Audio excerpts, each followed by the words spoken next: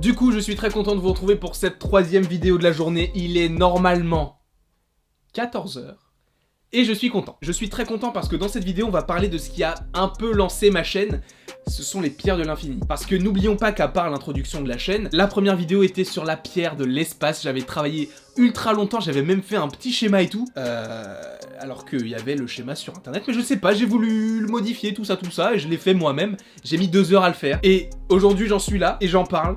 Et j'en suis super fier. Que deviendront les pierres de l'infini? Est-ce qu'elles seront détruites, cachées, gardées par des personnages puissants? On va voir ça tout de suite. Est-ce qu'elles peuvent être détruites? Il y en a qui vont dire « Eh mais non, ce sont des entités cosmiques, personne ne peut les détruire !» Je te rappelle que dans Avengers Infinity War, Scarlet Witch a réussi à détruire la pierre, évidemment avec du temps, mais elle a réussi. Pourquoi est-ce qu'elle a réussi? Eh bien parce que de 1, elle est trop puissante, et de 2, elle tient ses pouvoirs de la pierre elle-même. Et comme dit Erik Selvig dans Avengers 1, la source du sceptre de Loki peut annuler le pouvoir de la pierre de l'espace qui est donc le Tesseract. Le pouvoir d'une pierre de l'infini est vulnérable par rapport au pouvoir d'une autre pierre de l'infini, parce que comme dit précédemment, Scarlet Witch détient ses pouvoirs de la pierre de l'esprit. Du coup oui, les pierres peuvent être détruites, mais je ne pense pas que ce sera la finalité, je pense plutôt qu'elles vont se dispatcher quelque part. Est-ce que des personnages vont les cacher dans un endroit secret? Je pense que ça serait un petit peu redondant parce que ça a été le cas par rapport, par exemple, à la pierre du pouvoir qu'on a trouvé sur Morag et qui était une planète un peu abandonnée. Je ne vois pas un personnage essayer de disperser les pierres un peu partout pour qu'à la fin quelqu'un les récupère encore une fois et fasse ce que veut faire Thanos encore une fois. Ça fait beaucoup de encore une fois. C'est pourquoi je pense qu'il y aura les Illuminati. On y vient. Alors je ne sais pas si la vidéo que j'avais prévue sur les Illuminati est sortie ou si elle va sortir, mais en tout cas,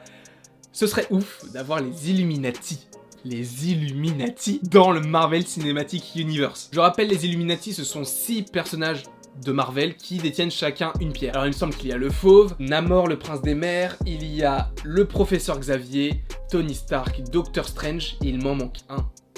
C'est Flèche Noire. Est-ce que Doctor Strange fait vraiment partie des Illuminati?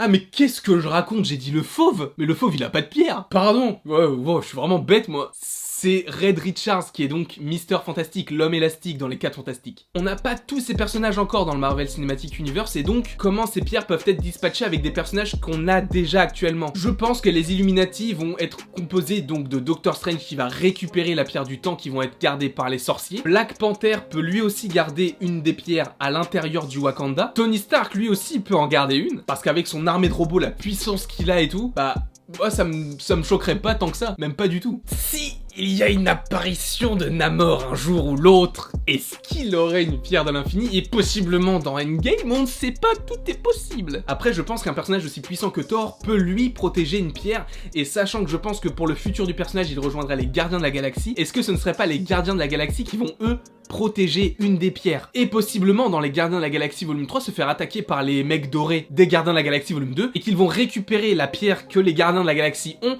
pour la mettre sur le front d'Adam Warlock. Je vais en reparler. Évidemment, ne vous inquiétez pas. Une autre vidéo, il sera consacrée à se sera picoré quoi. Après, il me reste une pierre à déléguer, mais je ne vois pas à qui elle peut revenir, donc du coup, je ne vais pas m'avancer à dire un autre nom qui peut être totalement débile.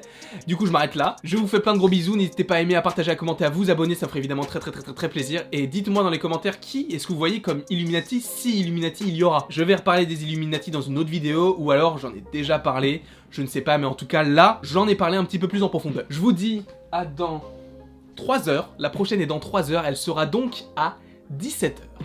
Je vous fais des bisous, passez une bonne journée et à tout à l'heure.